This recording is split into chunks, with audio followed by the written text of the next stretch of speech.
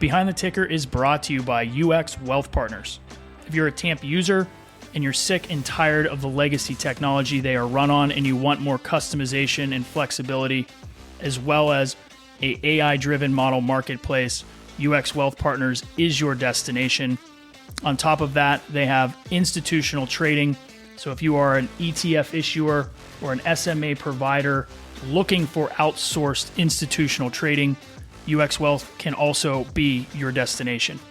So check out uxwp.com to find out all the ways UX Wealth Partners can help grow and make your practice more efficient.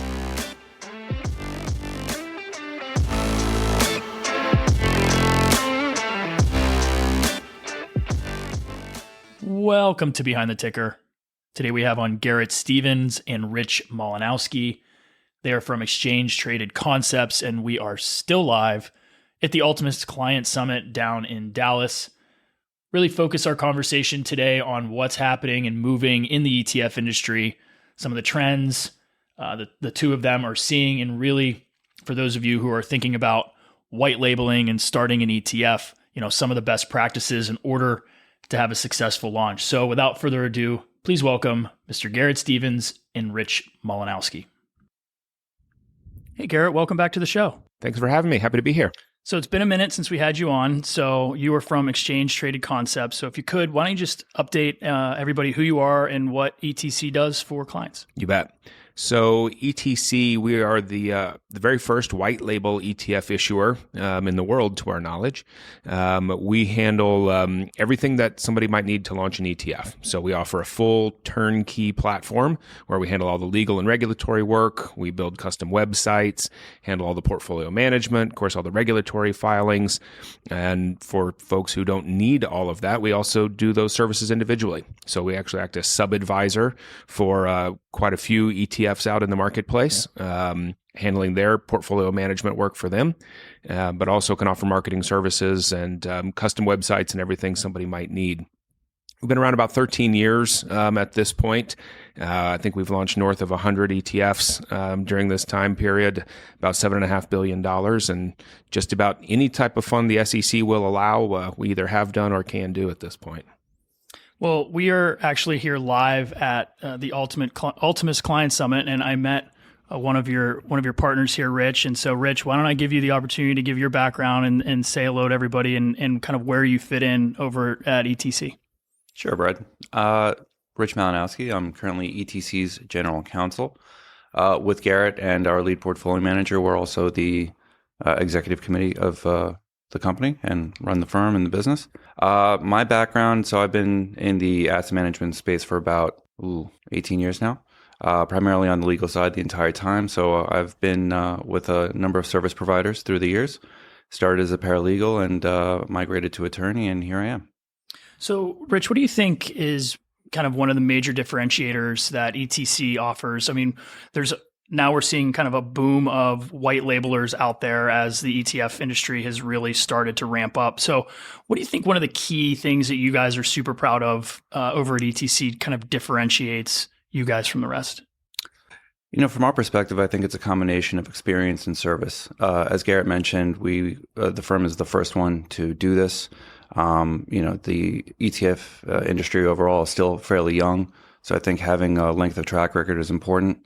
And just having the overall experience in seeing what others have done and getting a feel of where things might play out if you try to launch a particular type of ETF. And then where we place a lot of emphasis is on service and quality. We strive for a qualitative experience with our clients. When we say full service and turnkey, we mean it. We try to do everything possible to improve the client experience and make sure that we can guarantee the best outcome for them that we can. So Garrett, you and I were talking prior, and you had mentioned, you're starting to see this unique trend of advisors starting to kind of launch their own ETFs rather than, the traditional issuer having to build a product that you think the advisor is going to want and adopt. So, what are you seeing on that side of the fence, and, why would advisors want to be launching their own product? Yeah, so it's a great tool for them. I mean, if you think back to the beginning of the industry, it was really index-based products, and it was really just, the massive issuers. And so what, our business has done is we've really kind of democratized this whole ETF space to make it easy for somebody to launch funds. We have launched funds for some of the largest financial services companies on earth, and we have clients that are a one-person shop, and we can work with everybody in between. The newest, kind of phenomenon that we're seeing, and it makes all the sense in the world, is that, a wealth management firm can launch their own product based on an existing strategy that they run, and they can give their clients a more tax-efficient vehicle. They can do everything that they're doing in an SMA account, but do it for them in a tax-friendly way. Many of our clients are not even trying to market their products at this point publicly. They really just want to use it as a tool for themselves. Their clients want the tax advantages. They like the intraday trading. They like the liquidity.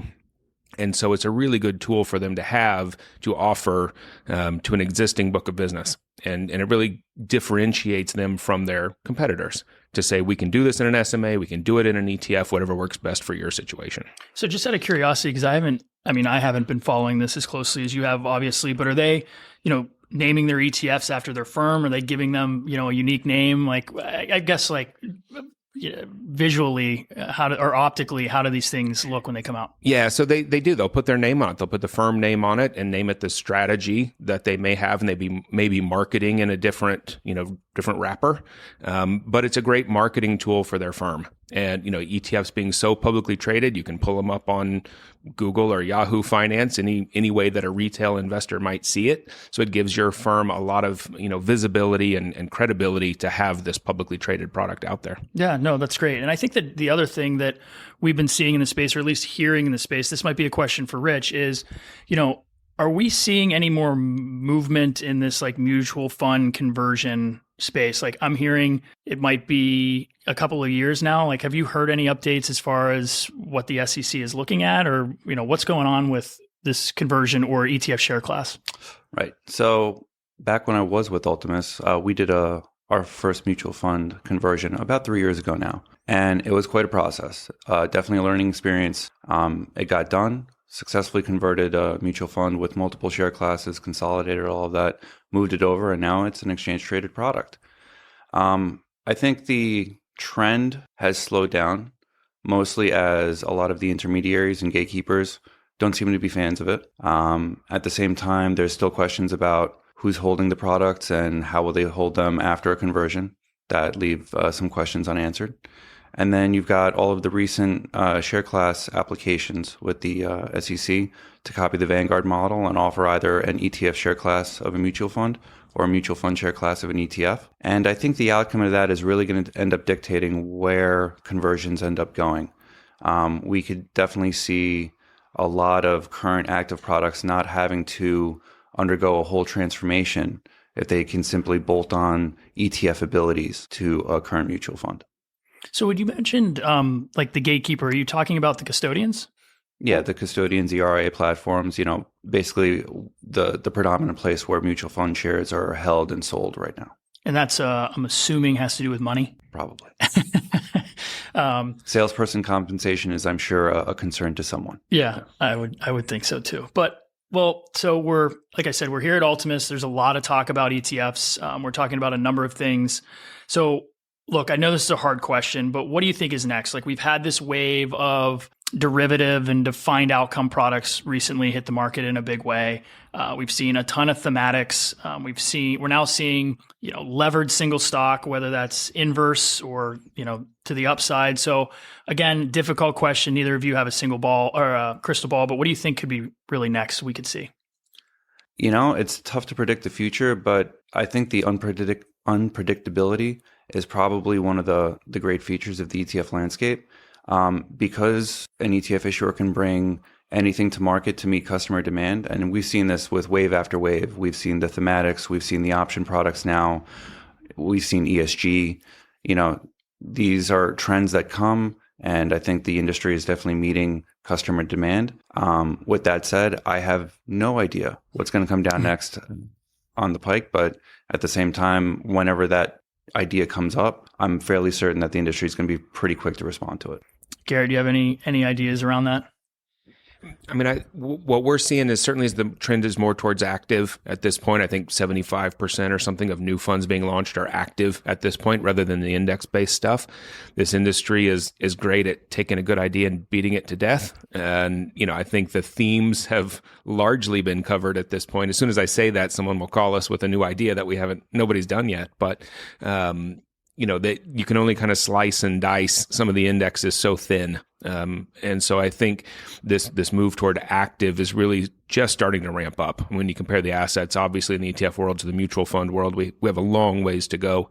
So for being such a big industry, it is still very new. It's just not that old of an industry. We've only been around 21 years or something at this point. So there's a lot of upside left, I think, in the active world that you're just going to see more and more of.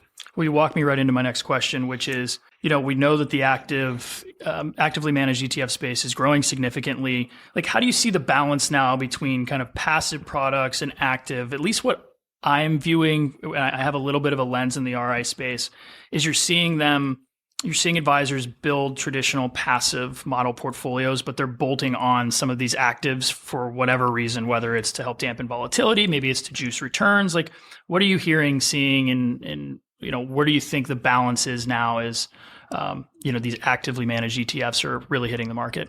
Yeah, I think for a long time we saw a lot of that kind of core and satellite approach. And I think now, this move towards active is where you have an advisor who can take that kind of core and active approach that they were doing and just putting the whole thing into an ETF. So, you're getting their active stock selection, you're getting their, sector allocations all in one vehicle rather than having to own a bunch of different ETFs or a bunch of stocks and some ETFs, as that advisor might have been doing before for their client. They can put it in one. And it makes it a lot easier for them operationally just to have one product to trade for a client, one portfolio for them to trade, and then, obviously all the other benefits of the ETF itself. So I'm just trying to think from an RIA's perspective, more from the client's perspective, like optically, I would have a hard time seeing a client being, I get the approach. I get why it's operationally better. I get why it's more tax efficient. I get why it's beneficial. But does that just come down to education to the client to say, hey, look, there's a lot. You have a highly diversified portfolio and we're doing it all in one wrapper? It does. Yeah, it does that. But you're also, especially, again, back to the tax benefits, you can tell them that, here are the capital gains that you got last year in this wrapper, and let's put it into an ETF. And you're not going to have that. I think for all of the products that we're running, I don't know that we paid any substantial capital gains taxes out in the last year or two for these funds. So, it's been it's a lot of education, to advisors and then for them to their clients to let them know why, this is a better approach. But what you're seeing is that the advisor can take their taxable money and put it in the ETF. Their non-taxable accounts, they can leave in separate accounts if they want. But it just is another arrow in their quiver when they're talking to clients. And just as I'm thinking about it, I would add that when you look at passives, generally the type of strategy and as a component of a client's portfolio, the passive is a thing that they invest in. It's a specific index, industry, sector, cap range, whatever it might be, foreign, domestic, however you want to slice it. But when you look at the growth of actives, there's that manager component, and it's how the money's managed. And, it can cross asset classes, it can rotate sectors, it can do whatever, but you're selling a management style as part of the product. And I think that's what a lot of managers that come to us, are trying to market, is also not just what they're investing in, but how they're doing it.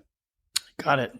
So as far as like kind of next waves go, I think, we've heard a lot about AI and machine learning. Obviously, you've got the biggest performing and best performing stocks in the world in that space. Are you guys starting to get calls from managers that have, machine learning or AI strategies that they want to employ inside of an ETF? Have you started to see that wave start? Yeah, for sure. Actually, we have a full suite of products already that are AI done. So, there's a technology company in South Korea actually called Craft that we've been working with for a long time, and we've had products for them for several years, and they're completely all security selection is done by artificial intelligence, and it's been great to watch. And we have more and more of those conversations with people who are, either utilizing AI in their process, or in this case, AI is running the whole thing. And it's definitely here to stay. So let's flip on to a different part of the ETF space, which is kind of the growth of semi-transparent and non-transparent ETFs. The nice thing about ETFs is you generally can see what's inside of them, but this is so do you think this is going to start to gain broader acceptance among investors? And I think too, I'm starting to hear, how can we get private equity or private equity-like products inside of ETFs as well? And I would assume those would be, pretty semi or non-transparent. So how do you view the growth, or how do we gain broader acceptance among investors with these types of products? I think investors and advisors and the people bringing those are accepting them. I think there's a lot of operational nuance to the non-transparent or semi-transparent. You have the whole market making community. You have gatekeepers at various wirehouses and things who are maybe less inclined to be in favor of the non-transparent. It's harder for them in a lot of cases, understandably. And so I think that is what has slowed kind of the acceptance of the non-transparent and semi-transparent. Like you said, the benefit of ETFs for so long has been transparency, and that's kind of what people think of when they think of this. And it's a problem for some products. You're dealing with potentially a small cap ETF, for instance, and it may take a manager days or weeks to work into or out of positions like that. In an ETF, it's not always easy to do because people can see it and potentially pick those trades off if it's not done right. So, I think it will continue to grow, but I think it's got a little bit of a headwind on it. So last kind of question about, the ETF market and the ETF industry. It's been such an explosion, right?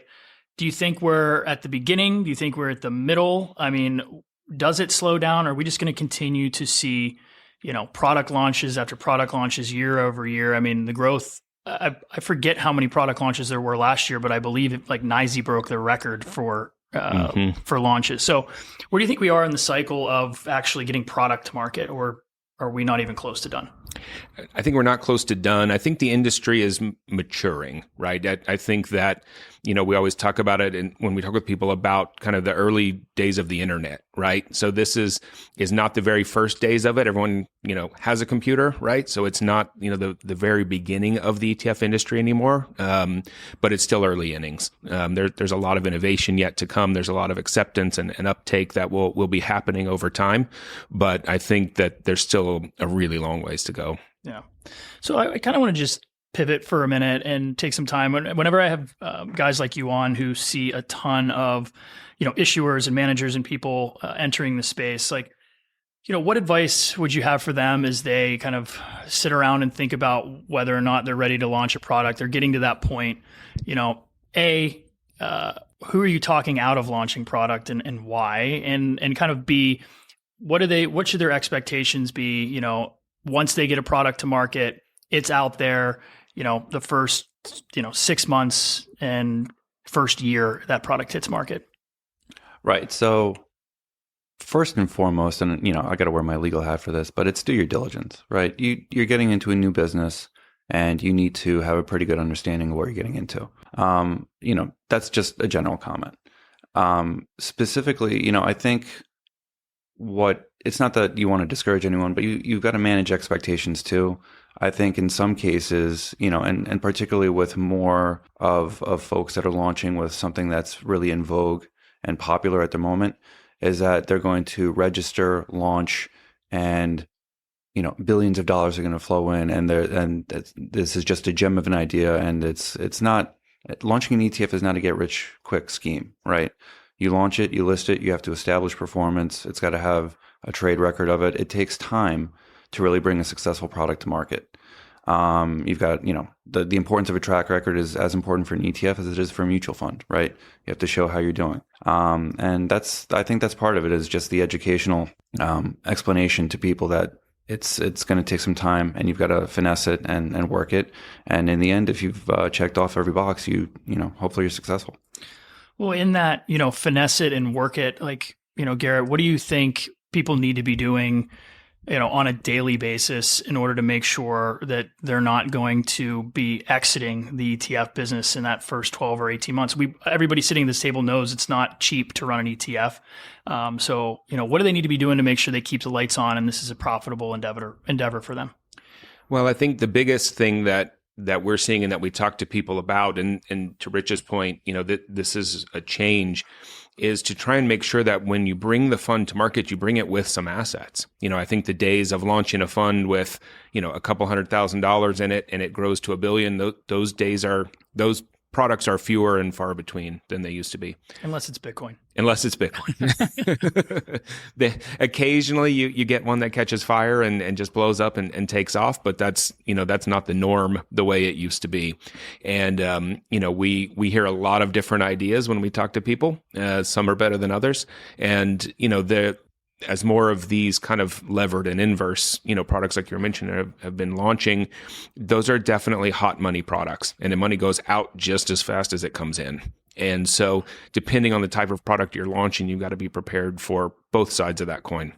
But to the extent that you can launch with some amount of assets, the break even on a new product is somewhere in the $30 million range, is kind of the industry norm, I think. And so you really need to have that as your target to bring the fund to market, is to have those assets in it so that you can make sure that it's going to live and you can build that track record. That's the biggest difference we've seen too between passive and active, is the fact that passive products are easier to market and sell historically, because you're talking to somebody about a theme. You're saying you should buy this because robotics are hot, so buy all of the stocks in the robotics industry. That's an easy conversation for an advisor to have with a client. We should have exposure to this.